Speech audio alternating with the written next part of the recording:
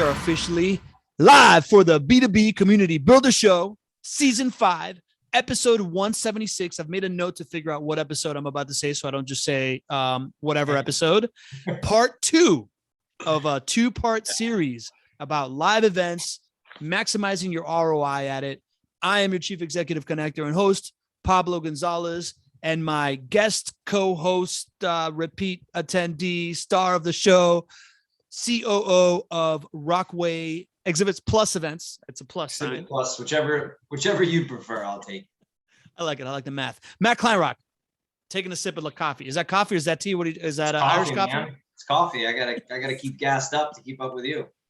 I love it, man. I love it. I just drank like a half a yerba mate to keep up with you. But right now, I want to welcome the community who's in the chat. Roanne welcoming everybody. She's our community manager. If you need anything from her, let her know. Lee Bishop is in the house, the MVP of the Not Your Average Investor Show community. We got Stacy Dobis back. Stacy, I'm so happy you're back. She says she's finally able to attend again. It's been a crazy few weeks. Hi, everybody. Hi to you. We got Tony Winslow, a.k.a. Tom Ace, up in the house. Tony and I realized that we both have a affinity for Ace Ventura and have not stopped quoting Ace Ventura ever since. And we got Mike Hines in the house. Welcome, Mike. Good to have you on board. Met him on Jerry's office hours. Matt Kleinrock. Jerry's office hours. Funny story about Jerry's office hours. Matt thought they were actual physical office hours, and that's why he had never showed up. That's great. That's really great. All Thanks for telling everybody that. Yeah, you're welcome. You're welcome. All right, let's get into when it is. I need to virtually show up. It's Thursdays at 2:00. It's a Zoom call. So it's before his show. Directly before his show. All right. So without any further ado, we got some folks in the house. Keep checking in, be part of the show, use the Q&A so you can ask questions.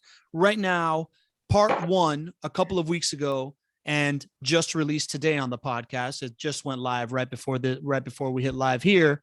Matt was talking about how experiences are driving events right now. You have to create brand experiences, whether it's a trade show or it's a brand activation and you're going to where your client is.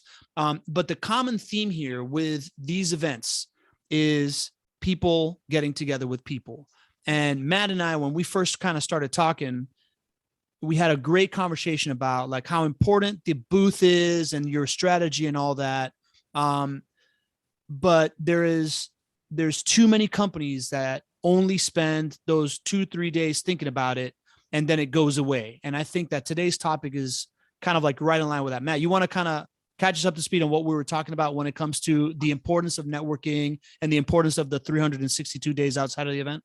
Yeah, I mean, it's just what we really discussed was kind of, I would say, trade show specific in that sense, is that such a big investment for everybody there, right? You know, the general contractor, the association, all of the exhibitors that are attending. And I mean, we just don't feel like they put enough thought into everything, right? Year round. It's like a 3-day sprint, not enough prep work on the upfront, not enough post work done on the back end of it. And certainly not enough strategy during the actual show, right? Not enough experience created. I think we're at a place with trade shows now where the associations and the general contractors running the shows need to create more value for the exhibitors and the attendees, more experience, right? And then exhibitors themselves need to create more experience for their specific segment of those attendees, you know, to draw people back in. And then that conversation piggybacked into us talking about networking and sort of the skill as an individual, as a company, as a group, because you go to these things to network, right? We were joking offline, we just said it, like, if you ask people, why do you go to a trade show, event, conference, summit, and say, you know, what are 3 reasons? Networking is always one of them. So how do you effectively do that? And you are an absolute expert networker as an individual. So why don't we talk a little bit about that? Why don't you run off some stuff in terms of some individual go-tos for you? Let's do it, man. Let's start off with the go-tos, and we're gonna land it later on how conferences can actually make it easier for everybody that's an individual. Yeah. I'd love to just kind of start with the prep side of it, right? Like my goal when I walk into a room is to walk in and have a team of people around me validating me that aren't necessarily my company when I'm an individual, right? So everything that I'm trying to set up as I'm preparing for the conference is my ability to create a moment where somebody that already knows me is talking to somebody that doesn't know me that well and can tell them how great I am, right? Instead of me saying, yeah. right? So Good point. goes back to kind of like the super consumers episode we have a little while back, right? Like Eddie Yoon talked about this idea of two of your super consumers being overheard by a potential consumer is the most powerful form of marketing, right? So like as I'm gearing up for conferences, I know that folks are scared of walking into a room together. So I try to approach this like kind of like networking Sherpa mentality and start to get, clumps of people together. And that for me starts as soon as I'm signing up for this event. I know that every event is pushing out some kind of hashtag on social media. So I start regularly looking at the conference hashtag on LinkedIn, on Instagram, on Facebook hey, just bought a ticket to this event. And when people are buying tickets to the event, I'm immediately hitting them up saying, oh, cool. I'm going to bring together some people the day before at the lobby of the hotel at this time. Do you want me to like keep you in mind for that? Right. So like I start trying to organize my own little happy hour before I even know anything that costs no money or anything like that. Just like throw up the beacon. Some of these conferences have apps, right? Like in the app of the conference, yes, they do. Anybody that's contributing, I'm hitting them up like, oh, cool, man. I'm glad that you're active on the app. I'm getting people together. Do you want to start networking immediately the night before? Right. Like I'm doing this proactively. That's a great strategy in terms of, because I was just at a conference that used the app, and there's a lot of like sales trying to be done on the app direct, which is just odd. But if you're just merely connecting and saying, hey, I'm going to be here doing this, I'm getting some people together, it's more authentic. It's a little more simple. And I think it's a great approach, when you're utilizing an app like that. Yeah. The app and social media, right? Like for me, it's just like, if you start a couple weeks prior, right? Like right when you buy the ticket, other people are buying the ticket. Start looking, like on the regular. And then the week prior to the event, people start getting loud about it, right? Like people will, especially the ones that want to meet with people, will start posting the 2-3 days prior. They're like, Instagram stories, I'm on the way to this thing. LinkedIn, hey, our team is doing this thing, right? They start announcing to go, can't wait to be there. 100%. That's a pretty simple mechanism for me to just kind of like connect with 15 to 20 people that I had yet to meet.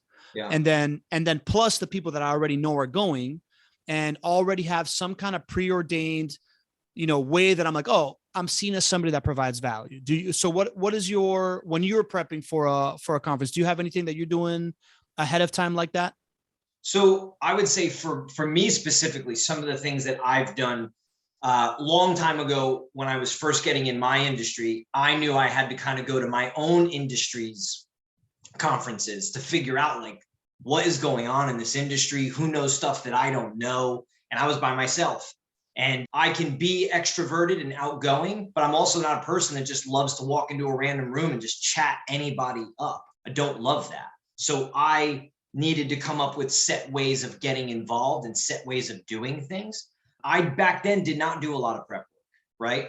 I think now some of the prep work I would do would be similar to what you're talking about. I mean, with hashtags and everything being so digital, that would definitely be a route to go. I know that recently I took my team and we went to a conference, right? And I dropped the ball on this one. I had posted something on LinkedIn about going to it, and somebody had commented saying they were going to it. And I probably should have been a little more creative about how I reached back out to them or trying to meet up with them. But there's always that fear of like, are you being salesy, right? Yep. Or is it, how are you coming together to orchestrate some sort of discussion that you're having? That's really the challenge. That's really the challenge. Yeah. So for me, I think lowest hanging fruit for that one is the night before, who's getting in early, let's meet at the conference bar, whatever. That's easy. The other thing that I like to do when I'm reaching out to people is like, what are you most excited for? Like, what are you going to learn about? Start getting a sense of like the content. Because most people, when they're going to a conference, they intuitively want to network, but the first thing they're looking at is what is the content that they're going to go see? What are the sessions that they're going to go see? Yeah. And I'll start getting a list of people that what they're interested in. And at that point, the people that I most want to connect with, whether or not it's at the happy hour, I'll also send them something saying, I'm going to this one event. I'm going to sit at this thing. Do you want me to save you a seat? right? So like if I can show up to a breakout session or a panel event or even a keynote, and I'm going to sit there with the 5 people that I want to be networking before and after, those moments before it and those moments after are kind of gold, right? So like, and people, it's reducing the burden of walking into a room and not knowing what you're about to do. If you tell them you're going to save them a seat, it's a favor to them. If you tell them that they're going to be sitting with people that they know and they don't have to be looking around like, it's a favor to them, right? Like reducing that friction. So to me, that the happy hour, that this time for Podfest, I even made podcasters like to karaoke. I like to karaoke. So the night before, I actually made a flyer. I was just like unofficial podcaster meetup at karaoke bar, 10 minutes from the venue. And I have just like a flyer. It doesn't cost me anything, right? Like, it's just like, do you want to go to this? Here's a flyer. When I'm meeting people, I can like text it to them as well. So that's the prep stuff in order to create those moments. Because at the end of the day, the idea is everybody wants to walk into this thing squatted. Everybody wants to show up already socially validated, and you want to mix people that know you with people that don't know you. Let's say, okay, so we talked about this earlier as well. A lot of people don't do the prep work, right? Mm-hmm. It's a little bit daunting. They're not sure what to say, what to ask. Am I really going to get people there? They won't reach out for fear of people saying no or something, right? Yep. So let's just assume a lot of people are that. What are some things that you do? Just say, hey, you don't want to do the prep work, that's fine. But you're going to go to a conference, you're going to go to a summit, you're going to go to a trade show. What are some things you do while you're there that you think can help people stand out and separate? I have a few that I've done, but I want to hear what you've done. Oh, okay, cool, man. For me, again, my number one priority in the first 4 hours of me being there is to get the horsemen together, right? Like to get a crew, right? Like of people that know me and don't know me. So I'm always looking, where can I start a conversation? Mm-hmm. When you are walking into the hotel, when you're walking through the lobby, I see so many people just walking within a foot of each other that you have name tags, or you're in an elevator together and they're not talking. The moment I'm like entering the space, I'm just like, hey, what's up? Are you going to this conference? Let's walk and talk, right? Yeah. Like get into the conversation, low friction. Then at every conference, there's lines, there's registration lines, there's coffee lines, there's food lines, there's bathroom lines, there's lines for the bar. You will never catch me standing in a line without saying what's up to the person in front of me, the person behind me, right? Like I'm just very conscious that every rep I can get in at getting into a conversation, no matter where I'm at, I'm going to get into a conversation. And those are wasted moments. Like if you were just standing there for 3 minutes waiting for coffee, you're not talking to someone, you're wasting your time.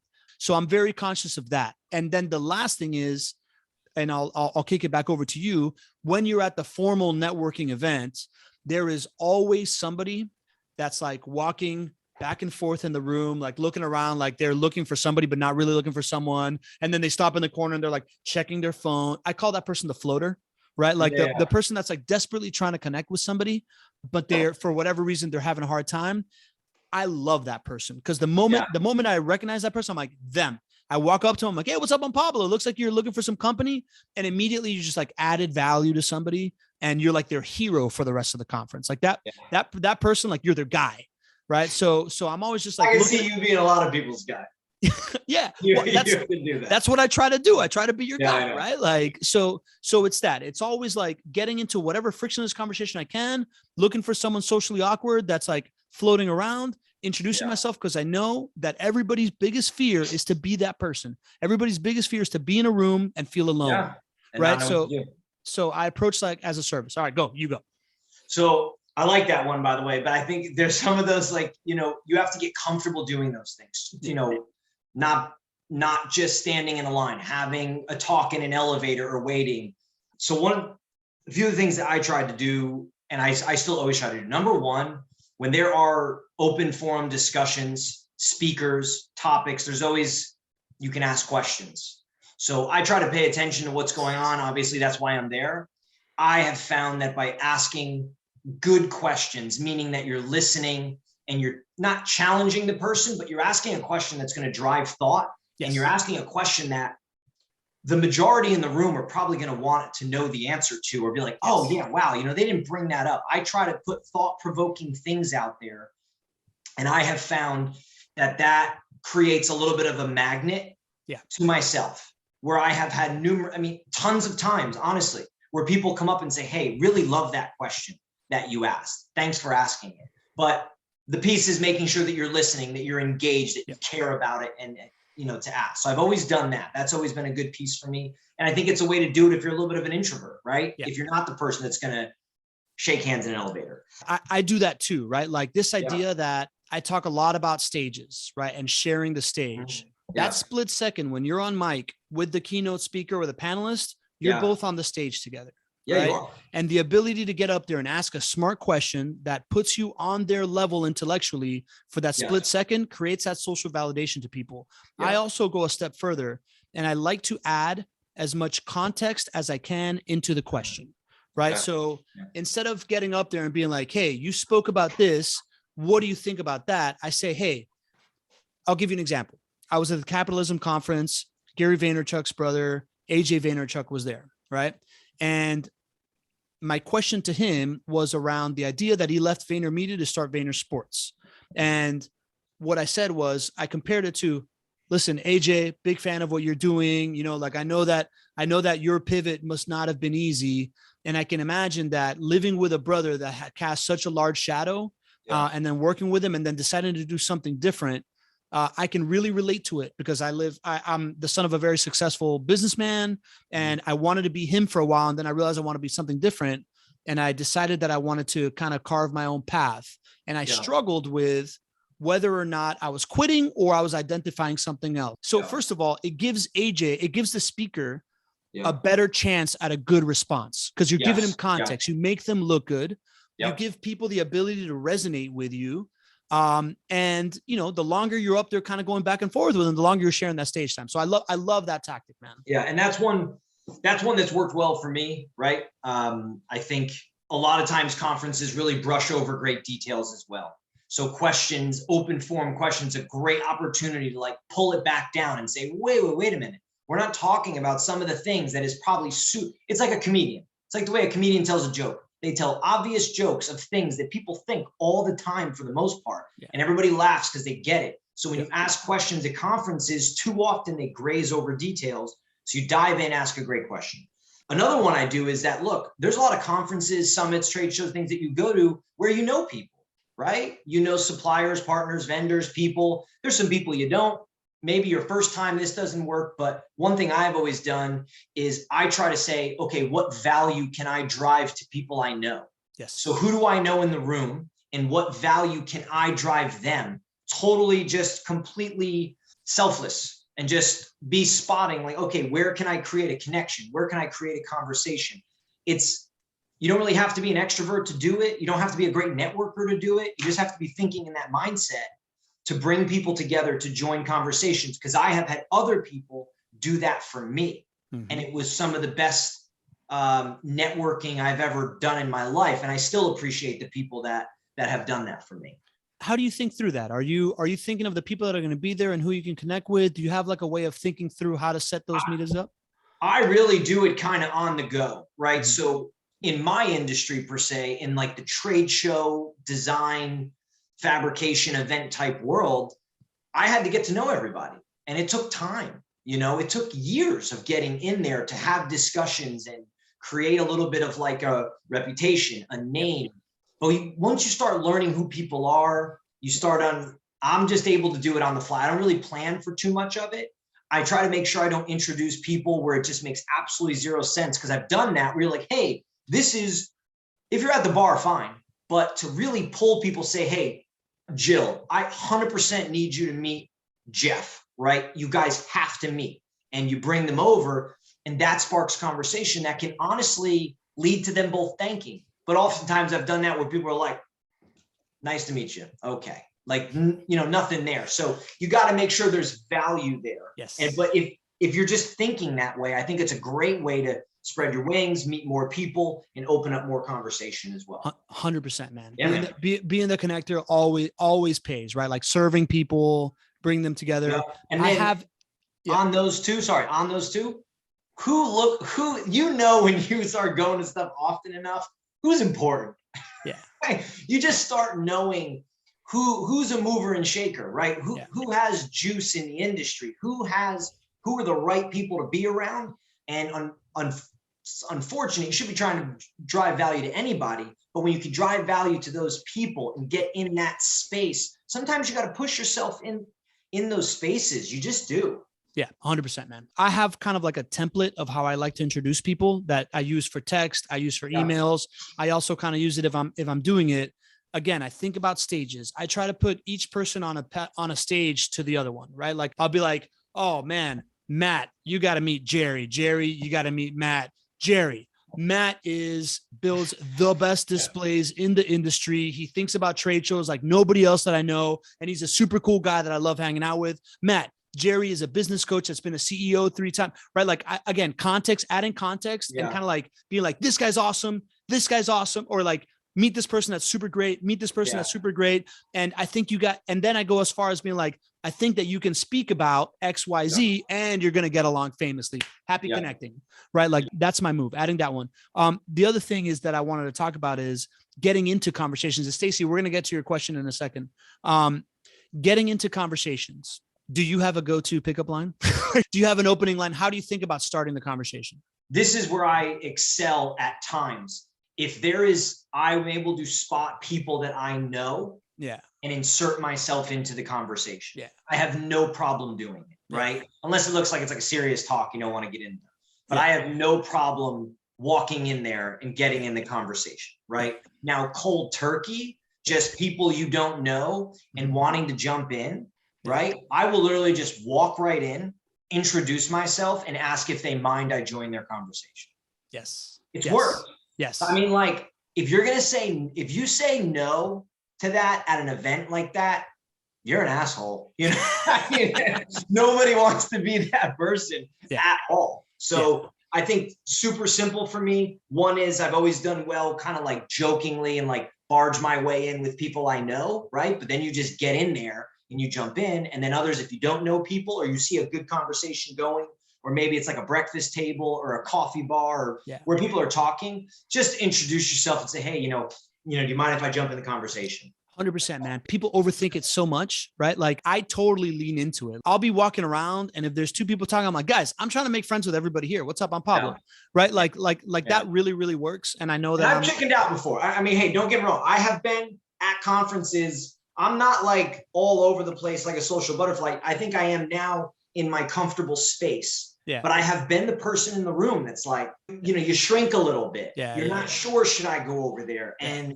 the honest truth is that you have to. If you're there for what you want, if you want to get in those conversations, if you want to know people, it's okay to just walk over. I've introduced myself plenty. I've talked to plenty of random people. I'm actually very bad at holding small talk. Yeah. I'm very bad at it. So if you get into a conversation with me, we're going down the slide, I'm bad at small talk. So not my thing. So that direct introduction, I think, is great. I like to tell people, right? Because a lot of folks are naturally uncomfortable with that. I like to approach it and encourage people to lead with service, right? Like the idea that anybody that you introduce yourself to, everybody's there trying to meet people, right? Like anybody that you introduce yourself to, you're saving them from being alone and the next conversation or not, right? So it's like an act of service. So the idea of like, you want some company, hey, can I join in here so we can keep this conversation going is great. My go-to conversation starter, I think too many people say, what do you do or whatever. I like to ask what brings you here. Yeah. That allows people to, if they want to be like, well, I'm a CPA and I'm here to like find some clients. Cool. You can say that, but somebody might tell you, oh, I'm a really big fan of this keynote speaker or, oh, like whatever, right? Like I'm always looking for what motivates somebody so that I can keep talking about that and keep asking them to tell me more about that. I like that a lot. That's a good, different. So if we're talking prep work, that is like simple, and this is not anything that I do, but now it has me thinking about it, which is, again, I think with networking, there are just some people that are just social butterflies, right? And they can go out there and they can chop it up and they can get in the middle of conversations. And some people are probably too much and they piss people off, right? Because they're just too overbearing. But if you're not and you struggle or you're looking for little tactics and things, I think have a couple questions in your back pocket that you pre-scripted like that. Like you said, hey, what do you do? Where are you from? No, like have something a little bit different. Have maybe 1 or 2 or 3 things like openers with people when you sit, like, hey, what's brought you here? Right? Hey, is this your first time at the conference or have you been here numerous times? Yeah. Because if they say first time, you go, oh, me too. Or like, what do you think so far? Or just different questions, more of a comfortability thing to ask and open up that conversation. Yeah, exactly. Just open up with something that can identify priorities, tastes, like stuff like and that. Nothing wrong with scripting a question or two. 100%. Okay, cool. Let's get into some questions. This is great. Stacy Dobis asks, it's been a minute since I have been to a conference due to COVID. Do we still exchange business cards or do you ask for someone's LinkedIn instead? How do you capture those contexts? What do you think, Matt? What do you see? Okay, so from what I've seen at this point, it's all over the place in the sense that people are shaking hands. People are still exchanging business cards. A lot of these apps now, the apps allow you to not exchange business cards or anything. You just use the app. Yeah. LinkedIn, obviously, if you are standing there having conversation, you can look each other up and you can connect right there. Yep. I would say it's pretty much the same from what I've seen prior COVID to now. Yes, I have seen it's the same. I literally just got back from a conference last night. It's all over the place, right? Like some people are cards, some people aren't. For me, and this is kind of a main point that I want to talk about, is this idea that when I first started taking conferences really, really seriously, also coincided with me taking content very, very seriously. Yeah. Because the hardest thing about going to a conference is like, how do I keep up with all these people? But if you are in front of those folks and you are connecting on their social media of choice, whether it's LinkedIn or Instagram or Facebook or Twitter or whatever, and you're then going to have a steady stream of content coming out afterwards, it's much more frictionless. So I'm no longer carrying cards. I'm literally just like, yeah, man, you can give me your card. That's cool. I just don't want to be put on your stupid mailing list if it's not valuable. But if you're not on LinkedIn, me and you are probably not going to talk again unless there's really something here. And how many times did you come home from a conference with 40 business cards shoved in your briefcase? People feel like they have to ask for a card just to have that conversation. And like you really don't. I mean, I rarely ask anybody for a business card. If I need to remember you or I'm in a conversation with you, I don't need your card. I know where to find you. I'm going to find you if I need to have a conversation. Yeah. I'm a big fan of, if it's somebody I really want to keep up with, I'm like, all right, man, hey, let's take a selfie and then let me text it to you. Or are you on Instagram? I'm going to tag you on Instagram in a story. This card is dead. Business card is dead. And it's still out there. It's just less useful, right? Like the other thing that I love teaching people is that like the QR scan code on LinkedIn or Facebook has one or Instagram has one, like learn the little trick of how you use a QR code on LinkedIn. Cause I can't tell you, I taught that to like 6 people this weekend and all 6 people are like, bro, you're the best. I can't believe this. Right. Like you're teaching them the QR code idea. Yeah. Yeah. I think one person in the chat just said they got a QR code on their business card, which I think is great. You're simplifying the process for people, right? So then my statement that business cards are dead did not age well in the last minute. I apologize.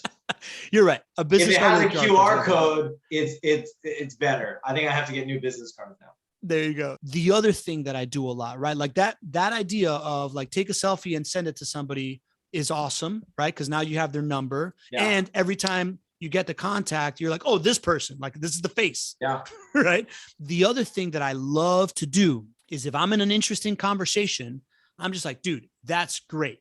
Bust up my phone and be like, Matt, you were just telling me about the difference between brand experiences and trade show booths. Give me that bit again. And you tell it to me. I ask you a clarifying question and I immediately post it on LinkedIn. I'm like, just met Matt Kleinrock at the Vegas. And I tag you and boom, we're connected right there. And you're already promoting them, right? So like, you don't have to be this great content producer, but just doing that. I started doing that at just regular networking events. People are just like, wow, I can't believe you just did that. And they love you forever. And all of their friends are like, oh, my friend's on TV. Who's Matt Kleinrock? Right? Like, or like, who's the person that's like hosting them, right? Like I literally just did this at the conference that I was at the last night.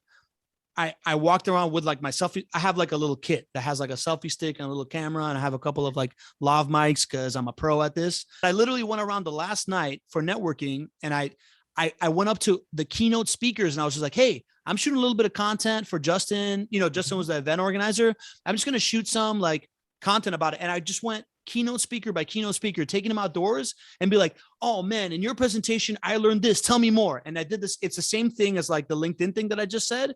And then at the end I said, oh, you know what I thought was unique about this conference?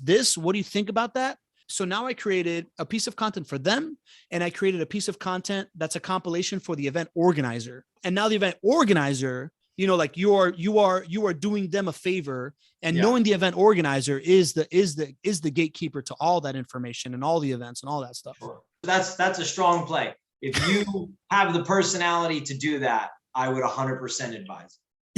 Yeah. And it's really just like, it's the personality of service, right? Like if somebody says something smart, immortalize it for Acknowledge it. Have the conversation. Yeah, agreed. Correct. You got anything else in conference, in conference, Matt, of like tips and tricks of like for individuals? Yeah. Just on the piggyback of saying, like, when somebody says something insightful, or you're in a discussion, open forum, whatever it is, there's a panel discussion, a good way to start conversation is to go to somebody that said something and inquire about that, right? It's just a good way, or comment on it, or go to them and open up a conversation based on it. It's just another way, depending on your interest level in what they said. But other than that, no, nothing else for me. Cool. Stephanie has a question, and Dom, I'm going to get to yours because it tails into what we want to finish the show with, right? But like Stephanie Hand has a question. Stephanie, thanks for coming. I appreciate you asking a Q&A here. What would you say is something memorable that you can have at your booth for a client to walk away with that will make you stand out from your competitors? I have seen some podcasters talking about USB flash drives or a selfie stick for memorable items. Yeah, it's a good question. So we have clients ask us this all the time. And how would I answer this? Unfortunately, I don't have a certain item to throw out there, like a bone to say, do this and it'll kill, right? What I would say to that is, who is the customer? Who is the attendee that you want this gift or this raffle or this giveaway to be meaningful to, right? So if you know your demographic, if you know your attendees, is it business related? Is it not business related? Having a really good idea of who those people are, I think, is huge when you're selecting these things, because then you can give more meaningful, more pointed giveaways and raffles. I use this one, I say this one all the time, but one of the best ones I've seen was I was at a conference where I saw people like with these skateboards, these like beautiful decked out skateboards, right? And they were like auctioning or raffling off these custom skateboards. And I'm like, how many adults in here are skateboarding, right? I'm like, what, like, why? I mean, they're beautiful skateboards, but why? And then it just hit me like a sack of bricks. I'm like, well, I'd be willing to bet that like 80% of the people in this room are parents. Yeah. What a gift. What a raffle. Like, know your crowd. Know. So that would be my advice, is don't get caught up in a specific thing that's just going to be amazing that people aren't giving away, because people have tried everything. There's no magic bullet, but know your crowd, know your attendee, know your customer, and then come up with something that will be meaningful and will be memorable to them based on who they are.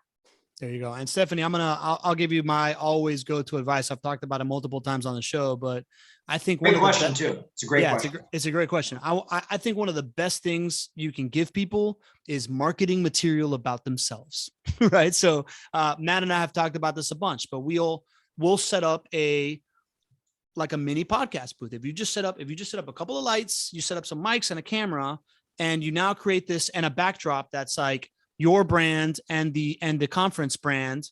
And you tell people that you are doing the thought leadership of the conference interviews. And now you have a sales team that's out there saying, oh, that's really interesting. Why don't you come back to the booth and talk to my CEO so we can talk about thought leaders of the industry? They come back, and, we have a whole thing where we're giving them a whole package around it. But like, just doing that and then saying you're going to be on like a mini podcast or a YouTube channel completely separates you from everybody else in the follow-up, because a week later you're calling them to say, oh, we're going to release this thing on our YouTube channel. Let's just hop on a phone so I can make a good description. And now you have another touch point and you're promoting them. I got that from the first time that I was on a live podcast. The person running the podcast took a picture of me that's still my profile picture, right? So like, if it's a great picture, if it's an interview of them, like, give them content to promote about themselves, because most people need a little bit of extra content, marketing, whatever you can do, right? The headshots idea is a good idea too, I think. Yeah. All right. So I'll ask Don's question, because one of the things that we wanted to talk about, Matt, is how do we from an organizer standpoint, right? Like, how do we give organizers some advice on how to make this easier? And Don has like a first kind of like angle on this, which is, okay, throwing in something here where it comes to the drinking culture. How do you include those who do not drink or want to be around alcohol? After hours get-togethers, because as we know, not including is by default excluding people. Asking for a friend. Yeah, good question. Okay, so I would say events are going to have happy hours no matter what, right? They are. I think, and this is just my opinion, this does tie perfectly into what we were talking about, Pablo. Sure. So one of my big things where I think events, trade shows, seminars, summits, where I believe they miss is people are there to network. They are there to meet. You have coffee break networking, happy hour networking, breakfast roundtable networking, speed date networking. And they just really don't work all that great. I've been to tons of them.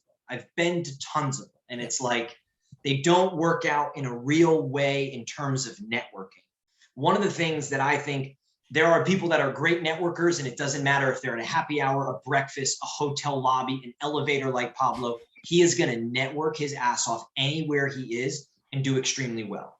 But with the idea of keeping it inclusive and making it easy for people, I think events, trade shows, summits, conferences, they need to do a better job of orchestrating networking. And that really, for me, is more meaningful discussion. And then the other piece is, what do people want to talk about being at this industry, right? So the knowledge to me is always in the room. It's the people that are congregating for this event, for a reason, a topic, an industry, a cause. The knowledge is in the room. So I feel like there's all this pressure on these events to have these big keynotes and breakout sessions with these guest speakers. But what ends up happening is you get like one or two good keynotes, maybe, and then you get a bunch of sponsors that are paying to do a breakout session that are not presenters. They don't know how to present. They suck at presenting, and they're pitching you their product. When really a simple solution would be maybe to have breakout rooms, 6 to 12 people, have an orchestrator, a person in there to orchestrate a conversation, have topics that are hot topics, good topics, relatable topics in that industry, and let people get in a room and have meaningful conversation. Let them discuss with each other. I have made great relationships from open forum discussions with people that, like, in a room of 50, we've just like collaborated from across the room. So I think events could do a much better job of creating more meaningful discussion. It doesn't have to be networking. Networking is like this odd thing, like you just have to be in the same spot and then, hey, have at it. Well, you're there for however many days. I think breakout rooms, smaller groups where people are more comfortable to have open discussion, ask questions. I love that idea. And I think the knowledge is in the room, the people are in the room, and you're there for a set reasons or similarities. Yeah. And there's so many topics that just get glazed over and don't get discussed. I love that, Matt. There's a local group here that's a real estate group called Yellowbird, and they do good really, really good networking events that I was kind of like the first group that I started really networking with here in Jacksonville. And they do something, well, they'll have like 10 tables, and each table has a subject, right? So this is real estate, right? So they'll be like finding insurance, whatever. And they'll have one person that's maybe a subject matter expert, but more than anything, a good conversationalist to just sit at the table, moderate it, and people can come and sit at the table of the subject that they want to meet. And to your point, that helps so much, because it doesn't have to be, at the end of the day, networking puts the onus on you to come up with the content of your conversation. But if you can moderate a discussion around stuff, it still causes the same effect of like, oh, this person's intelligent, I want to talk to them more. And then when they go to speak later, they have something to talk about, and it's not starting from zero. But I guess it's like that, getting them up to 15, 20 miles an hour before they have to get to 45, I think is a really good thing. And the couple formats they said are great. I think it can be also up to the event organizer, right? If you're in events and you're running an event or a trade show, like, what do the people want to discuss? Why are they there? What do they want to learn, right? Like, I just went to a conference. I took my team that completely missed on anything that we really wanted to learn. In all honesty, it was just the glazed over, brushed over. Now I've been to other ones where I felt like they hit the nail on some, but it wasn't enough time. There wasn't enough discussion. There wasn't enough dive. It was, you got 70 people in a room having this open mic discussion. It's, you know, but like you can focus people, do split happy hours, run 4 happy hours in different, this room, this bar, and have them say, hey, these are the topics of these. This is what we're going to discuss. Do it at breakfast. You want to make the breakfast and do round tables? Fine. Yeah. Go get your breakfast, but you're assigned to a table that you want to be at, and you have to engage 6 to 12 people. But I think it's something that's really missing in events. And then I think the other idea is one that you know a ton about, and it's very much in the same line, but it's hosting your own. Host your own. Like the conference that we just went to, me and my team, you tried to get us to do this, and you and I talked a ton about it. I inevitably felt like we didn't have enough time. It was a last minute decision. We were deciding between exhibiting, just attending, and I just couldn't pull it together. I wanted more time to do it the right way. Yeah. I think if we did it, it could have been an absolute hit. I honestly do. If we could have got people into a bar, a conference room, a restaurant or something and hosted an incredible discussion with 15 people, 20 people, the networking in that room could have been incredible. So I think to answer the question about non-drinking events and stuff is create meaningful conversation. That's really the question. How do you create meaningful conversation at these events where people are comfortable to speak, have discussion? This whole idea that you need these great speakers and these presentations, honestly, they're snore fests a lot of the times. Yeah. They're sponsored snore fests. So orchestrate good conversation, meaningful conversation. I mean, here's an idea, Matt, right? Like for non-drinking stuff, every hotel has a gym. Why don't you throwing up the road flare of like, hey, we're going to, you know, I was just at this event this weekend. They had a yoga morning, right? Like people went, they did yoga outside and, you know, afterwards stuck around and networked and whatever, right? Yeah. Like if you can tell people, hey, I run in the mornings, I found like a path around this hotel, who wants to go for a run? Or, you know, who wants to like meet me at the gym and work out, you know, like whatever, like, like I love mixing exercise with networking, right? Like all throughout the pandemic, if anybody wanted to meet with me, it was, hey, we're going to go watch the sunrise on the beach and take a walk, right? Like that is the only way I was meeting people, and being outdoors works. So like, even just I'm going to get a group of people at this certain time of the conference and we're going to take a stroll and we're going to have a moderated conversation about this, right? But like, to your point, smaller numbers, pre-planned topic so that everybody can like start at 15 miles an hour. Sign up about where you want to be. And if you have enough information, you can create the right topics, right? So Dawn just wrote here, she's saying that's all well and good, saying the organizers need to facilitate the conference within the conference, but how would you all include someone that doesn't drink? Well, I would say it's kind of going back to what we said. Breakfasts, right? Group think tank, group discussions, they have nothing to do with alcohol, right? So like happy hours are really the only one. And like the evening at the bar where like, you know, things, people hang out and drink and talk stuff like that. But what I'm saying is as an individual, and I believe that's what Dawn's asking, that exclusion as an individual is you just don't go to those things, which is an obvious, right? You can't be around it. That's not what you go to. You have to find a way to capitalize on what is available to you, which is why I think I'm making the point about trade shows, events, summits, conferences. They need to create better structure for these networking and these conversations. Like they say, they do like those speed dating things, right? Yeah. You go from one table to the next, to the next, to the next. Honestly, kind of stupid. Yeah, I agree. You're now asking people just to sit in front of each other and have a, you know, hey, a talk for 10 minutes, but if you all know why you're at that conference or a summit and there's a roundabout, like Gary Vee just had his VCon, right? Yeah. Just had it in Minnesota. So he's got a wide array of topics. So if he were to host breakout rooms for people, nothing to do with alcohol, no drinking, like one could be an NFT room, right? One could be like a leadership room, right? One could be like an advertising space, because those are all the spaces that people who listen to him go. Yeah. So I think to answer Don's question more, is you're at the mercy of the event in a way, and you have to utilize what's there for you. Yep. My call is that the events, summits, conference, and trade shows need to do a better job of creating more meaningful conversation outside of the people that are capable of drinking and BSing at the bar and talking all night and things like that. Because some people like it and some don't.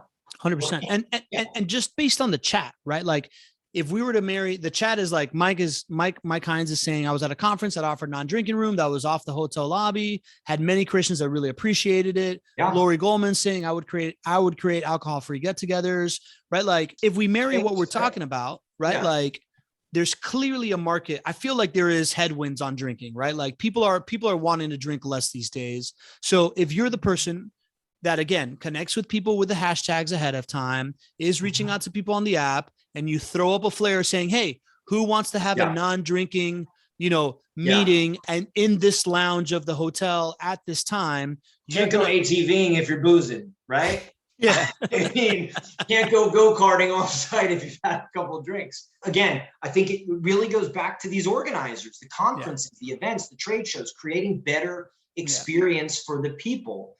To get me more meaningful conversations. Maybe the conference or the event, there's some sort of outside, like, not every event needs a golf tournament. Like, not everybody's good at golf or likes golf or wants to play. It's a strong thing. People obviously sign up for those. But like, what else do people sign up for? What else do they go do? What's out there? What could be connected to the event that you could do? I don't know, because I don't know the conference. One time at a conference in Orlando, I recruited like 10 people and we went on like a duck tour, right? Like one of those like cars that gives you a tour of the city and then goes out into the water, right? Like if you're in an interesting city, that, right? Yeah. Like, I love what Deb says. So Deb says, give the event organizer that feedback and they will start changing the model, right? Great point. So if you are attending or exhibiting or sponsoring, it is up to you to bring your voice to the conferences and say something. Like the conference that I just went to, they sent me a review to fill out. I 100% filled out the review and I gave them a ton of thoughts. A lot of the things I'm saying now, amongst others. So most conferences I've gone to, I've done the review.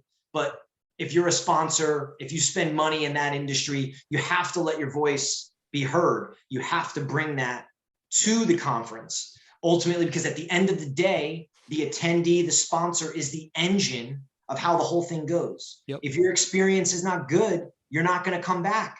They need you to come back there, so that's kind of, it's a great point that Deb made about making sure you give the organizer feedback. Amen, man. And by the way, feedback for you, you're getting good at this, right? Like this is the value of it. Is interacting with the chat, interacting with the Q&A, right? Like getting the community going. All right. Before I get to this point, I just want to say, right after we wrap up with Matt, we host our relationship-driven growth strategy sessions, where we have our boot campers that just graduated, other people that come and ask for advice. It's our little community play. Anything that you want help with on marketing, social media, strategy, creating a podcast, anything like that, stick around and we have an open Q&A. I'm going to be talking about the kind of like timeline and life cycle of hosting one of these shows and kind of how it feels for those of you that find it daunting to start. I'm going to talk to you a little bit about how it starts and how you build up to being able to have people here every week. And then Isar is going to talk about how you, whether you're one person or a team, kind of like how you structure it so that it's manageable for you. And then we're going to go into Q&A after this. That being said, Deb, with another great question, which is something I wanted to get to, of course, before we get out of here, but she asks, how do you connect with people after the event? What are your best tips to make sure to follow up and get the client and or customer? So Pablo, why don't you start with this one, as I know you're very masterful about your post events. Man, I have become less concerned with my masterful post-event stuff and more concerned with my number one concern is making an impression when I'm in front of that person. Yeah. Right? Like the better impression that you make when you're in front of somebody, the more that you can follow up with them 3 years later and they're gonna be like, oh my God, this is great. Right. So like you want to make, I tell people the first thing is you're at a trade show, you're at a conference. I don't care what's happening in your life.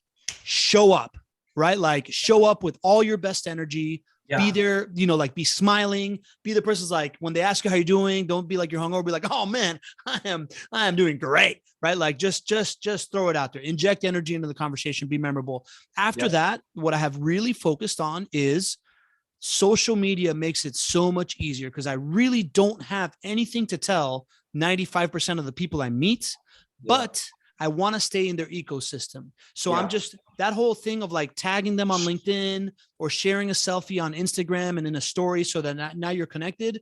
Man, I learned this from Amanda Holmes. Just be in the feed whenever I don't pass a LinkedIn post from somebody that I know that I don't hit like or like a tiny comment, because that's what you're doing. It's just reminding them that you exist, reminding them that you're interacting with them. If I'm like going through stories on Instagram, just like hitting the like button on the story on Instagram, like it's people that, there's this guy that organizes this tech conference in Tampa that I met at another tech conference in Miami. And he's posting stuff like taking his kids to Lightning games. I'm like, oh man, hockey in Florida. That's cool. Like, whatever, man, just staying in front of them, staying top of mind. Every once in a while you get a response. Sometimes you don't, but it's just continuing the conversation. That's why to me, this like marriage of, we used to think that it was real life when you meet somebody in person and then online when you are making online friends. I say it's analog life and digital life, and they're all real life, right? So the marriage of how they both intersect is super, super key to being able to keep up with people and just staying somewhat present in their life, given that you made a good first impression. And whenever you can add value in the comments, you do it. And then, when at the end of the day, when they're ready to actually do business with you or looking for something like that, or remember, have a referral for you, they do. So I know that it's really simplistic, but that is the reason why I'm so all in on social media and LinkedIn. It's because I have never before been able to keep up with so many people, and that's it. So I think it's a great answer. I have content as one of mine. Right? Obviously you want to connect. If you're publishing good content about what you're about, your point of view. But in terms of the question from Deb, right? That's a good question. Yeah. Well, so one of my answers is segmentation, right? And we talk about this with clients. Not everybody you meet needs the same follow-up, right? So I think it's on you at a trade show or at an event, whether you're individual, company, to segment what happens afterwards. Meaning, should some people just end up on your email newsletter monthly? Should some people, does it require more thought? Does it require maybe a meaningful gift? Did you meet the one whale that you need to get in with, or a person that you're like, man, that could really be something great? I would say to them, who are they? Do homework on them, come up with research, send them something. Right? We, just segmentation of who you meet. Not everybody goes into one bucket, and it's a mistake that a lot of people make. They get all these leads, business card scans people's name, goes into a dump, into an Excel file. Marketing sends it to sales, and sales runs with it, and they don't know anything that's going on. If you've had good conversations, your interaction with those individuals and documenting it, you know which direction to go. Segmentation of follow-up, I think, is important, and making sure that if you have important follow-up, meaning it's valuable to you and something can come from it, take an extra step in the follow-up so that you get another step, which is maybe a phone call or a meetup or something along those lines, whatever it is you're trying to accomplish. Yeah. And I'm also in the spirit of like the text and selfie so that I have their attention. I don't like, if I get your number at a conference, don't be surprised if in like an hour and a half, I text you like, oh, hey, I'm about to go to this thing. Did you want to meet up again? Straight stalker strategy, Pablo. I love that. I like it. No, I think it's great. It's forward. It's up front. They might be like, wow, this guy's nuts, but they'll respond back and you make a friend for life. Yeah, correct. Like to me, it's that first, the basics are make the great first impression. Don't be afraid to like reach out and just like, hey, I'm going to lunch with these people in case you didn't have plans and you didn't want to eat by yourself, right? Like, a wonderful thing to ask somebody, people that are maybe new to a conference. You never know. Look, I think a lot of it goes back to being selfless at times when you're at these things. People who go there looking to gain constantly. Sometimes you can miss providing value to people, whether it's with content discussions, arranging them, introducing people. If you're looking to gain too much and kind of be you're looking to game the event, you're going to miss on things. Whereas you could meet somebody, shoot a text, invite them to dinner. Yeah. Absolutely. I mean, at the conference I was at the other week, there's people I knew, but I was going to dinner with a group, and I've done this twice now. I was in the hotel, like elevator waiting, and I see people I know. I just invited them to dinner. Yeah. I said, screw it. Just invited them to dinner. Now I know them, but I invited them off the cuff, and they were like, yeah, sure. We're not doing anything. And I've done that in the past, and it's worked out to some of the best dinners I've ever had. You know, it's funny. That's how I met Isar. Like, wow.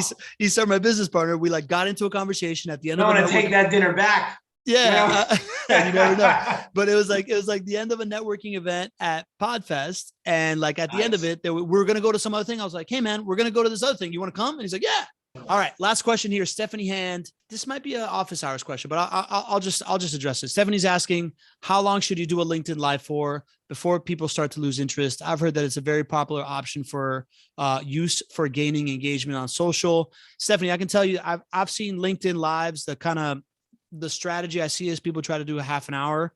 I think it's good for engaging people on social. My strategy is very specific to try to drive you to this Zoom call, right? Because this feels much more personal because you're in the chat, Matt's talking to you, there's Q&A that you can do. If you're just scrolling through your LinkedIn and you were to like tap into this conversation, you probably wouldn't feel as intimate as a connection as you're doing right now. So like, my answer is, I'm not sure. I've heard a half an hour.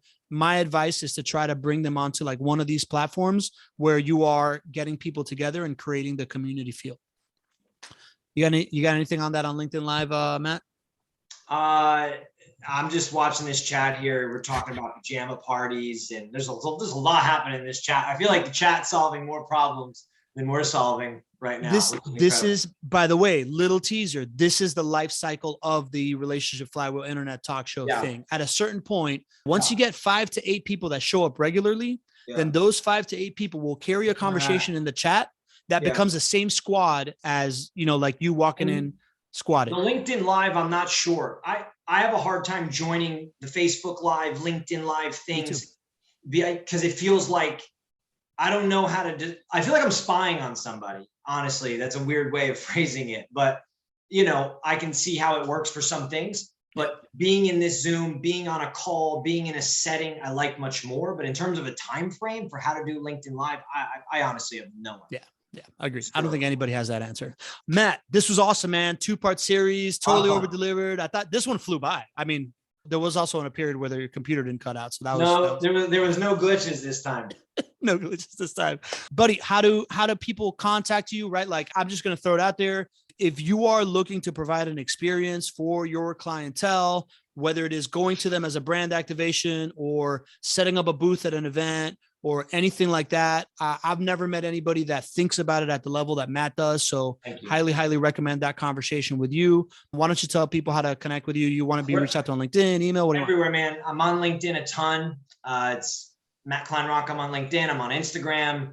It's Rockway Exhibits and Events. We are on all the platforms. We're easy to find. My email is just matt@rockwayexhibits.com. Again, super simple. Cool. And this was a blast. This was a really cool conversation.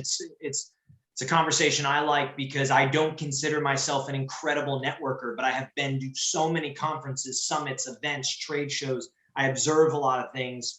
I've had things that worked well for me. So it's good to hear you. It's good to hear what some of the people are asking and articulating in the chat. And I thought there were some really good questions. A lot of fun. Yeah. Right. Listen, right back at you, right? Because I'm so used to being the lone wolf entrepreneur in a room. Yeah. So the kind of like two sides of how you know that companies operate and whether or not this is actually valuable to the individual, plus the organizer, plus the company as a strategic level, to like marry the idea of just like when you're the only person. To me, this was super, super valuable, man. I really, really enjoyed this. So I have a feeling we're going to be doing more shows together, dude. I think so too, buddy. Yeah. All right, man. Well, this is awesome. Thank you, bro. Thank you, everybody, for the questions. I appreciate it.